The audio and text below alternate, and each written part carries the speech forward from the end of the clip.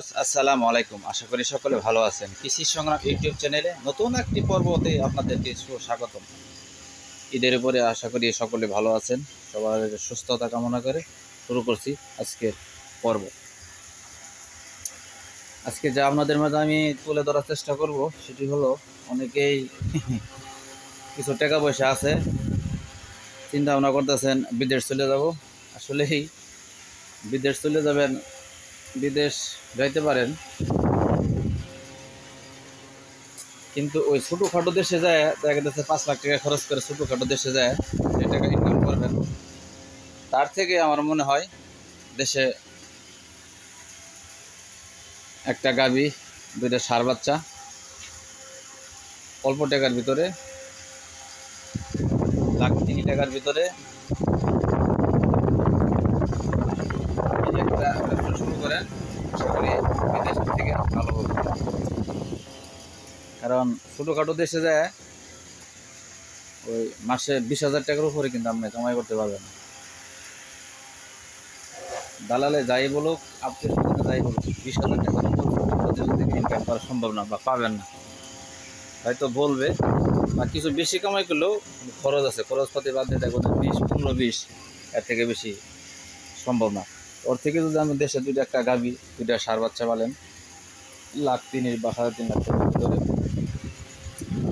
তাহলে দেখা যাচ্ছে পরিবার নিয়ে থাকলেন, সবার সাথে থাকলেন, দেশের মাটি বাড়াইলেন, দেশের আবহাওয়া গাইলেন, সেটাই আমার মনে হয় ভালো। আর যদি যাইতে পারেন তাহলে ইউরোপ কান্ট্রিতে যাইতে পারলে এটা ঠিক আছে। ইউরোপ কান্ট্রি ছাড়া ছোটোখাটো দেশে যায় বেশি একটা লাভবান হইতে পারবে না। কারণ অনেকে গেছে, তো দেখতেছেন অনেকে গেছে, ফেরত আসতেছে, বেশি একটা সুবিধা করতে পারে না। সুবিধা করতে পারলে তাহলে বিদেশে থাকতো, তাহলে বাংলাদেশ থাকতো না। বাংলাদেশ বিদেশ থেকে কিন্তু অনেকে বলতেছে দেশে এসে গরু খামার করবো, দেশে গরু খামার করবো। আর যারা বিদেশ চলে গেছেন তারা তো গেছেন, কিন্তু যারা এখন পর্যন্ত যান নাই, আমার মতে, আমি যেহেতু নিজে খামারের সাথে জড়িত এবং আমি বিদেশ ছিলাম, আমি মালয়েশিয়া ছিলাম। মালয়েশিয়া থেকে আমি 2012 সালের সেপ্টেম্বরে চলে আসছি। এই দেখা যাচ্ছে এখন আল্লাহ রহমতে আমার আল্লাহ অনেক সুখে রাখছে। এই 2টা গাভী পালন করি, এতে আল্লাহ রহমত আমার সংসার, 2টা বাচ্চারা আমি লেখাপড়া করাইতেছি। সংসার আল্লাহ রহমত আগের থেকে এখন আমার খুব ভালোই চলে। হয়তো সঞ্চয় করতে পারি নাই, কারণ আমি শুরুই করছি 1.5 বছর থেকে। 1.5 বছরে একটা থেকে এখন 2টা গাভী হয়েছে আমার, ইনশাল্লাহ। তো এই গাভীটা আমি কিনছিলাম, বাচ্চাটা দিছিল, পাল্টাই দিছিল, আমি অনলাইনের ভিতরে কিনছিলাম। বাচ্চাটা খারাপ না দিলে, বাচ্চাটা আসার পরের দিন মারা গেছে। হয়তো এই বাচ্চাটা থাকলে আরও আমি লাভবান হতে পারতাম।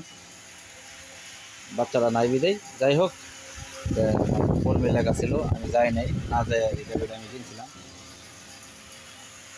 ঈশ্বরদী থেকে। তো সবসময় দেখে জিনিস কেনা ভালো, কারণ গাভী গরু না দেখে কিনতে হয় না। এই গরুটা আমার রাইট দিছে, যাই হোক আলহামদুলিল্লাহ।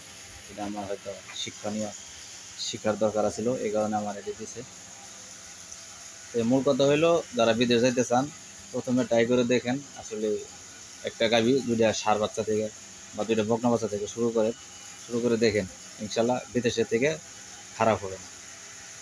যাই হোক, ভিডিও আর লম্বা করবো না, দেখা হবে, কথা হবে নতুন কোনো ভিডিওতে। সে পর্যন্ত আপনারা সবাই ভালো থাকেন, সুস্থ থাকেন। আসসালামু আলাইকুম।